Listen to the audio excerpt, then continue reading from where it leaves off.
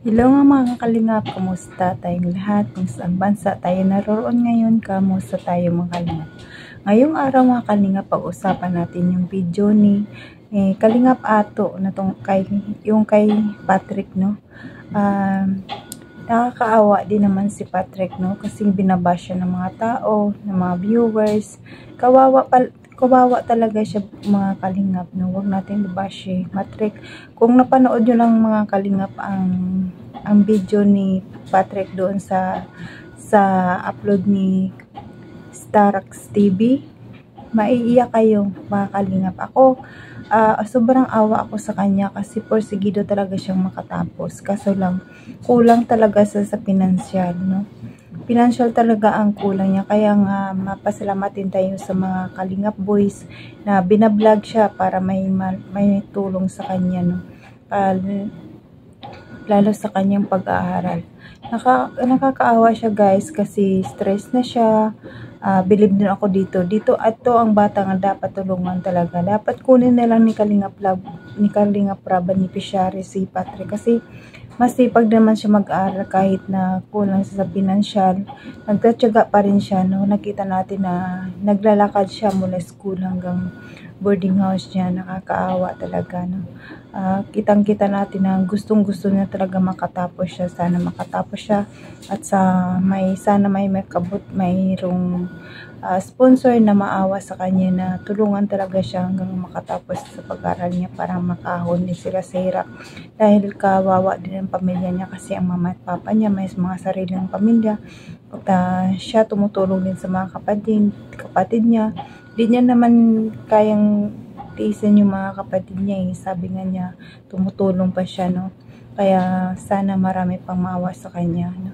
Bago natin panoorin itong mga kalingap, pasalamatan muna natin ang ama ng Kalingap, Bal Santos Matubang, Ate Ibna Vlog, Kalingap Rab, Ido, Jack Tapia Matubang, charity vlogger sa buong mundo na tumutulong sa ating kababayang mahirap. At nandyan din po ang mga reactors natin, mga charity vloggers, mga Kalingap team, Kalingap partners, nandyan din. At supportan natin ang grupo naman sa KISSG at It's Me, don't forget Jasmine, Mildred Hagisan Official, second channel ni Jasmine Survive channel. Supportaran natin guys. Kung hindi ka pa nakasubscribe sa akin, please subscribe and click the notification bell para updated ka sa aking mga video na ina-upload bawat araw. Ito na mga kalingap, nagpahayag din siya dito tungkol sa kay Bensi, kung kaano-ano niya talaga si Bensi. Napakabait ni Patrick, no?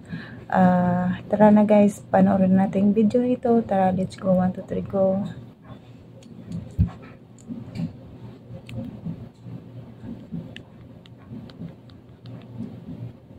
Ano kung i-endorse mo kasi kapakinabangan pa yun ng iba. Saka alam mo ba bro kung bakit si Beyonce Dilis na puntahan ni si Dr. Love, di ba? Bakit nga ba? Bakit nga ba? Bakit? Ay, ako ang masagot. Oo. Ano kung i-endorse mo kasi kapakinabangan pa yun ng iba. Saka alam mo ba bro kung bakit si Beyonce Dilis na puntahan ni si Dr. Love, di ba? Bakit nga ba? Bakit nga ba? Bakit? Bakit na ba mahal kita? Ano ba mga tanong yan? Bata pa. Wala po sa Kalingap kasi bata pa talaga. Inobserbahan mo na siya? Si Beyonce, maganda, maputi. Kaya maganda, maputi. Tapos yung ugali niya, hindi siya yung makulit yung ano niya. Personality? Hindi gano'n. At tama guys, ang mga sinabi ni Patrick tungkol kay Bensi. Si Bensi ay mula nung maliit pa talagang magkasama na sila at mabarkada na sila kasi lagi siya doon sa bahay nila Bensi. At si Bensi ay tahimik lang talaga, hindi pala kibo. Yung hindi siya makulit, no, na bata. Ano lang, tahimik lang. Tahimik lang. May ipag-usap pag kinakausap mo. Hindi mo kinakausap, hindi siya may ipag-usap. Kaya na ano ko talaga na deserve nito na matulungan. Tapos syempre yung ano nila, yung status nila. Nakita ko talaga, doon pa ako lagi natambay sa bahay nila dati. Bata pa kayo, mga bata pa kayo. Ladang ka talaga. Po? Yung ka talaga tumatambayan bata. Oo, kasi sa dagat sila malapit eh. Oo. Eh pag naawa din ako dati at pag nabagyo, alam mo yung yung malakas na hangin tapos yung mga alon. Yun nakakawa kasi sila ang unang naglilikas. Sila ang unang pinaparilikas. Kaya deserve niya po. Kaya kilalang kilala talaga ni Patrick si Biancy dahil maliit pa sila, magkasama na sila. At saka alam niya ang status ni Biancy kung gaano talaga kahirap. At pag magpabagyo yan, lumilika sila palagi. No? Kaya alam na alam ni Patrick. Kaya wag natin bigyan ng issue guys si Patrick at saka si Biancy dahil magkaibigan sila. Magkaibigan sila. Talaga na ina-recommend ko po siya. Natutuwa po ako na Kaya mo siya unang nire-recommend dati. kay Kuya Edo po dapat talaga. Tapos, Dapat nga pala si Kalingap Ido ang vlog kay Biancy. Talagang hindi talaga sila na magtagpo na i-vlog si Biancy kasi mayroong talagang para sa kanya love team talaga pala, no? Tadhana talaga ang IDC, no? Kaya nung hindi na vlog ni Kalingap Ido, si ginrefer niya kay Dr. Love yan. Si Dr. Love ang nag-vlog kay Biancy. Buti na lang, hindi si Kalingap Ido. Wala sana tayong IDC ngayon mga Kalingap. Salamat tayo kay Patrick. kaya pinunta na lang namin si Rosa at si Jay. Kaya tapos nirecommend ko na lang siya kay Dr. Tapos yun. Sinusunod na. Kaya masaya mo po. Kumbaga naging daan ka rin. Isa ka sa naging daan sa successful lang. Siya talaga ang daan na para mag-successful si Biancy. Kasi kung hindi niya ni-refer kay Dr. Love, wala talaga si Biancy ngayon. Kaya pasalamat talaga sa kay Patrick ng lubos-lubos kasi si Patrick din talaga ang dahilan na siya ay ganyan na ngayon. O mangat na siya. Napakaganda. Kaya dapat si Patrick din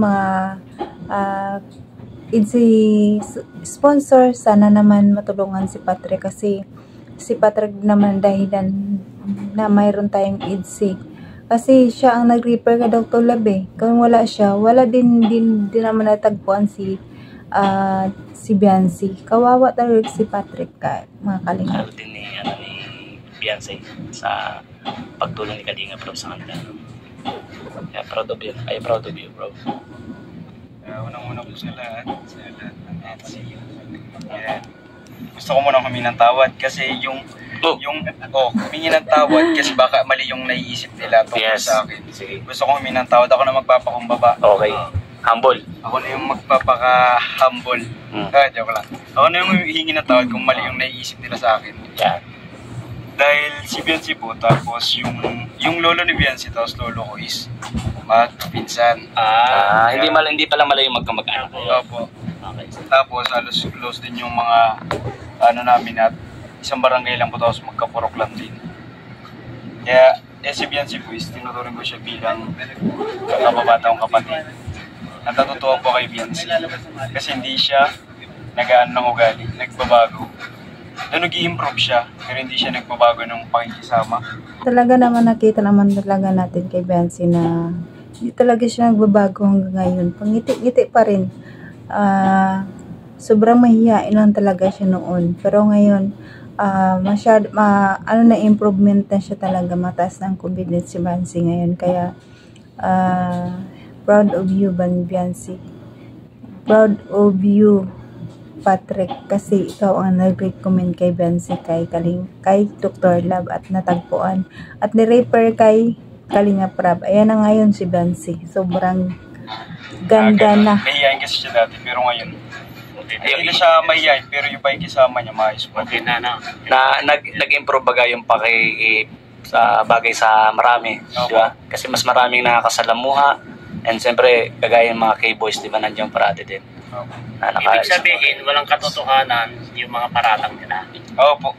That time po kasi wala talagang katotohanan kasi wala sa mukha ni Patrick na agawin si Biancy kay Papa Ids. No? Wala silang relasyon kasi nga makamag-anak sila. Ang lolo niya at lolo ni Biancy kaya hindi sila magkalayo, magkamag-anak talaga sila. At saka close sila eh. Siyempre magkabarangay. Tapos palagi pa si Patrick sa bahay nila. Siyempre magka-close talaga yun, magkababata. Kaya wag natin husgahan at wag natin bigyan ng kahulugan ang pagkikita nila.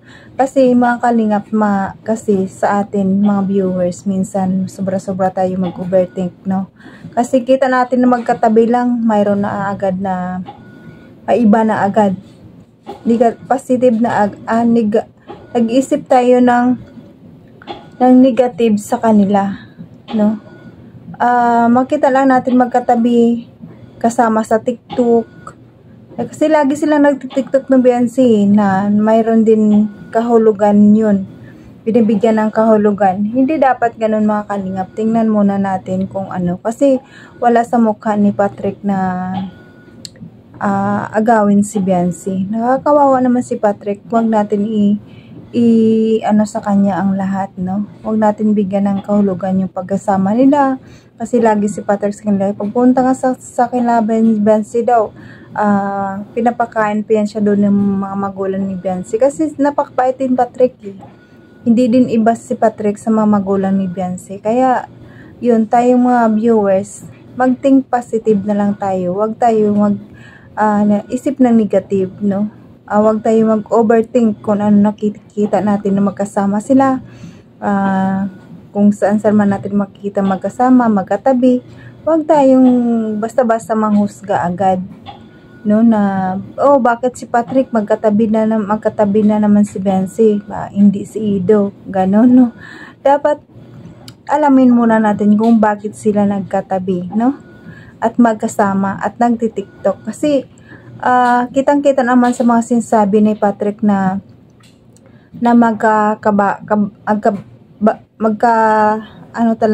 magkababata noon pa. Pagkasama na sila, isang barangay lang. Kaya wag natin bigyan ng kahulugan mga kalingap pag nakita natin magkatabi, nag-uusap, wag tayo mag-overthink. Nung galing pa ako sa lola ko, tapos po nagdaan na din ako kasi halos taisan, tapos taisan din po baga ako. Nagdaan na din po ako noon. Tapos pinakain naman nga na ako, like ko nun. Pangalang beses ko man yun, halos yung hili ko pa dun, pangalang beses ko pa lang yung punta sa bahay nila. Normal lang yun na kapag may bisita, papakainin. Yes. Tsaka ano man na din ako sa nila, malapit man na din po ako sa magulang at po sila Biancy. Welcome din naman si Patrick. Malaking tulong mo na rin sa kanila lalo na kay Biancy, ang dahil sa'yo. Tingnan mo naman ang buhay ngayon ni Biancy, di ba? Di dahil kay Patrick. Tapos binibigyan pa namin mga viewers ng kahulugan. No, huwag natin bigyan ng kahulugan, guys. Kawawa si Patrick. Stress na nga sa financial, stress pa sa lahat. Nasa kanya na ang lahat, kakawa ang bata to. Buhay nila ngayon. Sila siyang ginagawa kong inspirasyon, yung yung family ko na. Yun, tapos napakaganda na. Si Lord, Patrick. Tapos syempre ginagawa kong inspirasyon yung mga successful Yun. na mga tao. Kumbaga na gusto kong mapag-aralan yung kung paano strategy ang ginagawa nila para ako din mas ma-improve pa. So kami pala pinag-aaral mo rin. Opo, in-observe ko pa ang bawat kilos ng mga nakakasalamuha ko kasi gusto ko ma-adapt yung the way na kung paano sila makasurvive sa isang situation. At saka sa pag-vlog, sa pagiging paano vlogging. sila makipag-communicate ng maayos. Yes. Walang na-hurt na ibang tao. Kaya yun po yung in-observe ko sa mga K-boys sa lahat. And natutuwa po na yun yung na-observe. Ayan mga kalim, napanood natin yung video sa mga sinasabi ni Patrick. Sana nga wala nang issue tungkol sa kanila ni Biancy kasi magkababata sila. At magkamag-anak sila kasi magpinsan ang lolo nila. Hindi na magkalayo na magkamag-anak talaga sila. At saka lagi talaga si Patrick sa bahay nila. Syempre, alam na ni Patrick kung ano talaga si Biancy, no? Sabi nga niya, tahimik, mahiyain, pag hindi mo kinausap, hindi rin kikibo si Biancy. Kaya hanggang ngayon dala ni Biancy ang ugali niya. Kaya ang sabi din ng mama ni Biancy, hindi si Biancy gala, nasa bahay lang talaga siya. no? Napakabait ni Biancy, no? Kaya mga kalingap, mga viewers, wag na natin ang bigyan ng kahulugan kung ano nakikita natin sa dalawa. Kung magkatabi man yan, mag-TikTok man silang dalawa, walang kahulugan yan. Magkababata lang sila, no? Mag-think positive na lang tayo. Huwag nating bigyan ng kahulugan. Sa totoo lang, nakakaawa to si Patrick. Kasi napanood ko tong mga video na kay Starax, eh. Naawa ako. Sabi ko, kung mayaman lang ako, tutulong ako dito. Kaso lang, kapiranggot lang naman ang sahod namin dito sa abroad. Hindi naman kasya, katama-tama lang sa mga pamilya namin. May anak man kami nag-aaral, kaya hindi din po sapat ang aming kita dito. No, makatulong man kami sa konting halaga lang.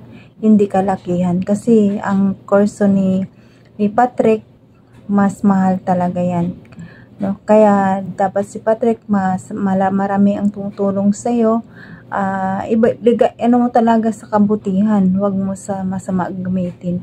Pagbayaran, kung nagtumulong ang sponsor na para yung tuition mo, ibayad mo talaga sa tuition mo yun para pagdating ng tuition mo, wala ka nang problemahin. Ang problemahin mo na lang financial. Ang mga pamasahe mo, pagkain pang-araw-araw, yun na lang problemahin mo. Sa school, wala ka ng problema. Kaya pag tumulong ang sponsor, ilagay mo talaga sa kung ano yung sinabi ng sponsor, ibayad sa ganito, ibayad sa ganito, ibayad mo talaga para wala ka ng sakit sa ulo. Kasi mahirap. At kasi ang mga sponsor ba naman, pag nakitaan ka ng mali, hindi na yan tutulong sa'yo. Isang pagkakamali lang, hindi na yan tutulong sa'yo. Totoo lang. Kaya paghalagahan mo talaga. Pag sinabi nilang bayad sa tuition, ibayad mo talaga. Huwag mong gamitin kung saan-saan. Kasi hindi lahat ng oras ang sponsor tutulong sa'yo. Kasi ang sponsor may hangganan yan, eh. Pasalamat lang tayo na mayroong tumutulong na sponsor. Diba sabi mo naman hindi mo kinakahaya ang humingi ng tulong pa sa paraan. Kasi sa paghingi ng tulong hindi masama. At malaki naman ang potential na makatapos ka talaga sa pag-aaral mo. Basta sa kabutihan mo lang ilalagay ang mga tulong para sa'yo. Sa pag-vlog ni Starax, sa mga K-boys, kay Kalingap Dan, malaki din yun ang tutulong sa'yo. Kaya, Dr. Love, kaya yan, ilagay mo talaga sa tama. Kung ano yung mga sinabi ng sponsor sa'yo, yun ang gawin mo. Kung bayad sa tuition, bayad sa tuition. Huwag mo gamitin kung saan-saan. Kasi pagdating ng bayaran na naman, sasakit na naman ang ulo mo. Kaya maging wise na lang tayo, guys, no? Bigyan natin ng binibigyan ng sponsor sa atin. Halaga. Bigyan natin ng halaga kasi mahirap din naman yan. Mahirap kitain kaya ang pira. Pag tuition mo 20,000, ang hirapin ko. Hindi mo yan makita sa isang araw, eh. Maglalakad-lakad ka dyan. Hindi ka nga makakita ng piso sa kalsada, eh. Sa paglalakad mo, ay 20,000 pa or 30,000. Ang hirap. Kaya habang may sponsor pa na nagtumutulong, mo na agad sa tuition mo, ibayad mo na agad para wala ka nang intindihin. Intindihin mo lang yung pang-araw-araw mo. At saka magtipid din kasi yun ang number 1, magtipid. Hindi gastos dito, gastos doon, no? Libre sa libre sa mga kaklase, ganyan. Hindi ganun kasi ang hirap din ng kitain ng pera. Ang mga sponsor niya naghihirap din yan sa paghahanap ng pera para nang itulong sa iyo. Kaya bigyan mo talaga ng kahulugan, no? So, ayan mga kalingap, hanggang dito na lang ating video kasi video na mahaba na naman dito mga kalingap. Paki-like and share mga kalingap. Huwag natin kalimutan, pasalamatan ng Ama ng Kalingap, Bal Santos Matubang, ating vlog, Kalingap Rab, at supportahan din natin si Kalingap Ato. Subscribe natin ang kanyang channel. At may wag mo kalimutan Mildred Dagisan, official, at si Kansanan ni Jasmine Survive channel. Paki-like and share mga kalingap ang aking video na ito. At palagi kong sasabi, maraming salamat sa lahat na nanonood, sa mga silent viewers, mga ka-idsi, mga isidyan. Maraming salamat. Mikris supporters, maraming salamat sa papanood sa akin. Maraming salamat mga kalingap. Bye-bye. Appreciate ko yung lahat mga kalingap. I love you all.